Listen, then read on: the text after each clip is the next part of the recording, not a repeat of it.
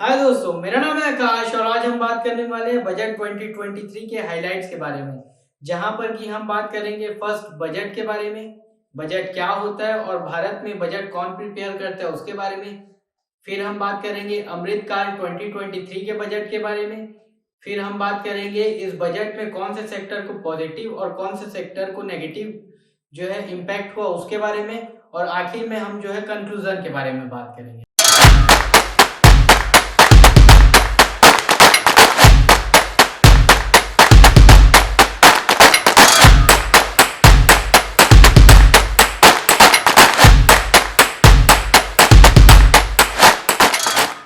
First budget, आप और हम सब लोग जो है घर में रहते हैं और इस घर में जो है अलग अलग जगह से पैसा आता है।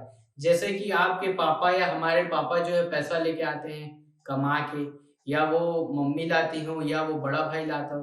तो जो पैसा आता है घर में वो अलग अलग जगह जो है खर्चा हो जाता है। जैसे कि पैसा जो है एजुकेशन में जाता है, घर के रेंट में जाता है, खाने पे जाता है। ऐसी अलग अलग जगह जो है पैसा चले जाता है। तो यहाँ पर ये चीजों को जो है लिख के एक प्रकार से बजट बनाया जाता है। सेम उसी तरीके से हर देश की सरकार को जो है अपने देश को चलाने के लिए बजट बनाना पड़ता है।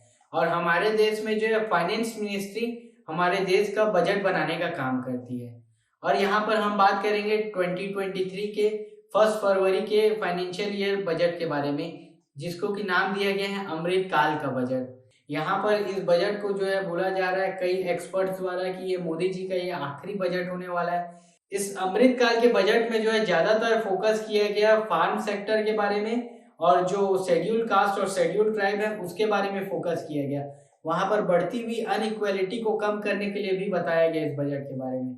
और यहाँ पर निर्मला सीतारमन जी ने ये बताया कि यहाँ पर बजट का जो एलोकेशन है उसको 33% बढ़ा दिया गया है, जिसके कारण कि जो बजट है यहाँ पर 10 लाख करोड़ का हो जाता है।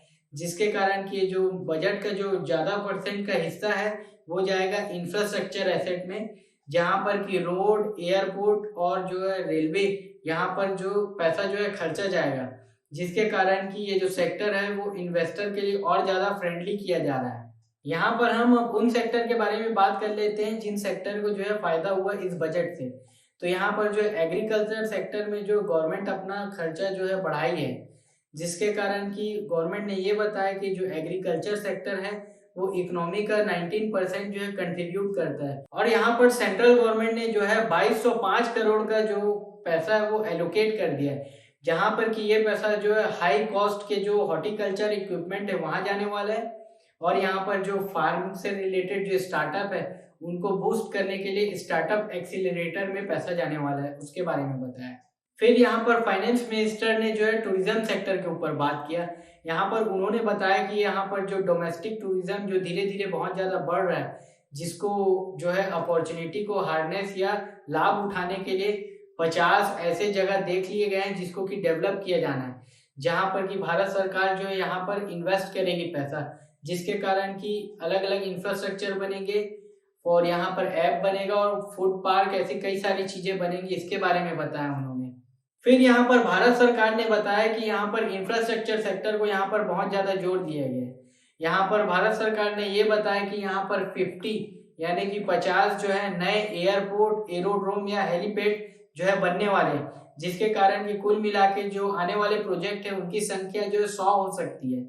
और यहाँ पर उन्होंने ये बताया कि 2.4 लाख करोड़ जो है सिर्फ रेलवे इंफ्रास्ट्रक्चर में जाएगा, जिसके कारण कि रेलवे का जो इंफ्रास्ट्रक्चर है उसको बूस्ट किया जाने वाला है।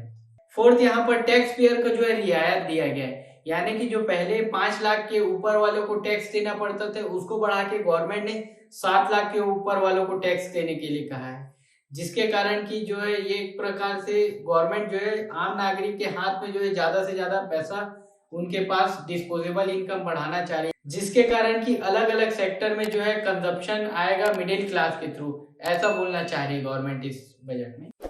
जैसा कि हमने तीसरे पॉइंट के बारे में बात किया था कि इंफ्रास्ट्रक्चर में इन्वेस्टमेंट हो रहा है, तो इसी के साथ साथ जो है एक प्रकार से डोमिनो इफेक्ट हो जाता है।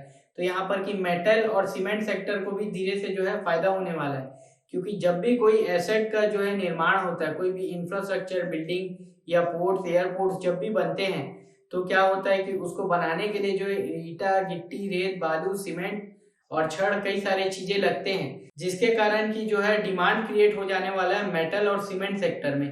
तो इस सेक्टर के लिए भी ये जो है बेनिफिट हो जाता है। फिर यहाँ पर इलेक्ट्रिक व्हीकल के सेक्टर को जो है इस सरकार ने इस बजट में जो है बूस्ट करने की कोशिश की है।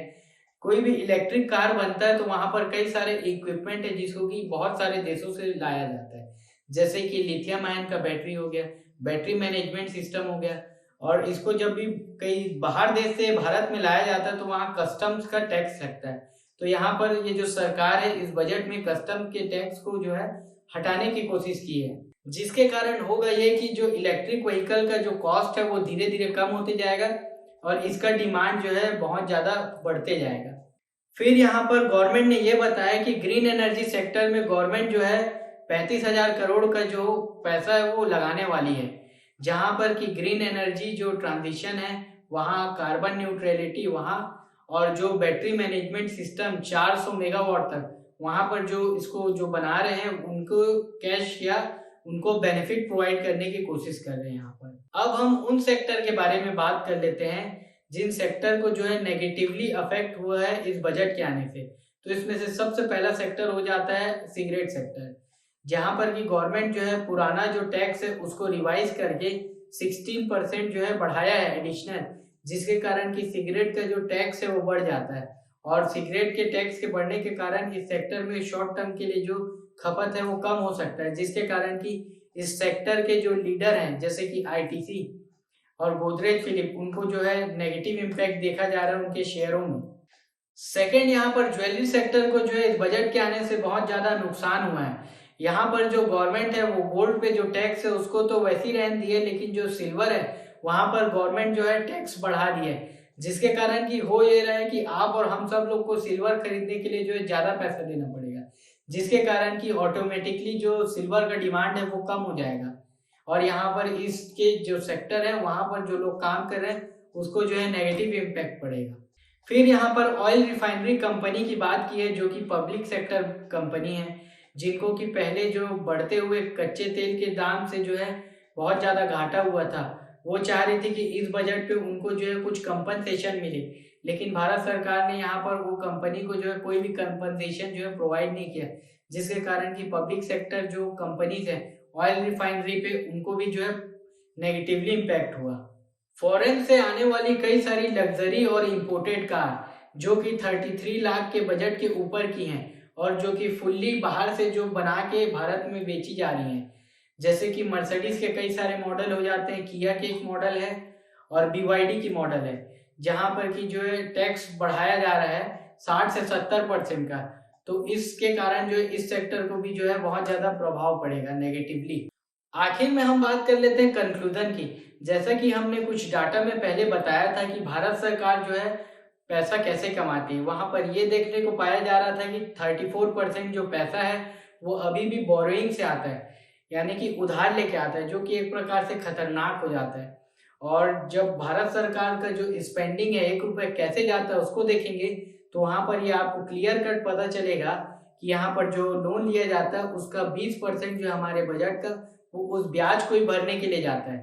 और यहाँ पर हुआ ये है कुछ समय से कि जो ब्याज दर है वो बढ़ गया है पहले से, जिसके कारण कि हमारी जो सरकार है उसको ब्याज की राशि जो है ज्यादा पे करना पड़ेगा, जिसके कारण कि उस चीज को जो है गवर्नमेंट कंट्रोल नहीं कर सकती। लेकिन इसके जो प्रेशर है बढ़ते हुए इंटरेस्ट रेट के, उसको कंपनसेट करने के लिए कई ऐसे सेक्टर है जहां से पैसा निकाल रही है भारत सरकार या वहां एलोकेशन जो है कम कर रही है। जैसा कि आप देख पा रहे होंगे कि ये जो 20% का इंटरेस्ट है वो बहुत ज्यादा दबाव पा रहा है। और इस डाटा में आप देख पा रहे होंगे कि हमारी जो सरकार है बीते कुछ समय से जो है अपने जो स्टेट है उनके जो टैक्स है उसको कम कर रही है, और यहाँ पर पेंशन के जो एलोकेशन है उसको भी कम कर रही है, फूड के एलोकेशन है उसको भी कम कर रही है, क्योंकि इस बढ़ते हुए इंटरेस्ट के कारण उनको जो है अपना एलोकेशन कई जगह से कम करके यहाँ पर जो है बढ़ाना पड़ रहा है, जिसके कारण कि भारत सरकार ने बड़ी चालाकी से डिफेंस सेक्टर में भी अपना बजट कम करने के लिए